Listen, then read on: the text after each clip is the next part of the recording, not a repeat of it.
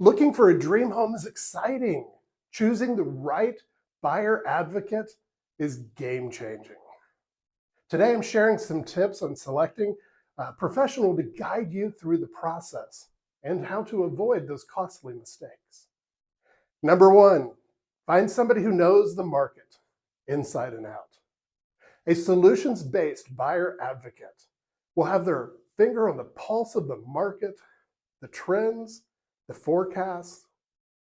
I like to say the definition of a professional is not knowing all the answers and having the answer to every question. You may ask me a question I don't know the answer to, but trust me, I do know where to find the answers to the questions, and I will do that. And that is a professional. Number two, choosing an advocate who prioritizes your goals, somebody who listens. Our team likes to meet for a buyer strategy session to help you define your financial goals. Do you want to put 3.5% down on the mortgage? Do you want to put more down? How does the cost of everything work together for you? We'll work with your financial planner, your lender, and create the perfect way for you to purchase a home. In addition to your financial goals, your lifestyle preferences. Do you want a yard? Do you want a big yard? Do you want a fenced backyard for a pet? Do you want a condo? Do you want a villa?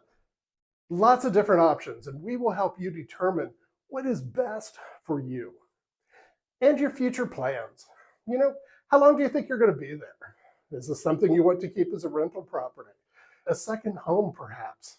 All different things, and we tailor that to our individual buyer that we're working with. Look for an agent who asks those thoughtful questions and crafts a personalized game plan for you. Finally, a strong buyer's advocate will help you avoid common pitfalls.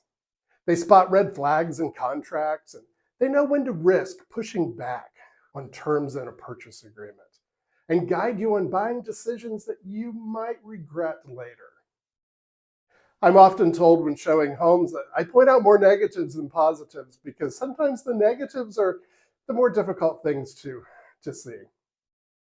I've also told people when not to buy a house.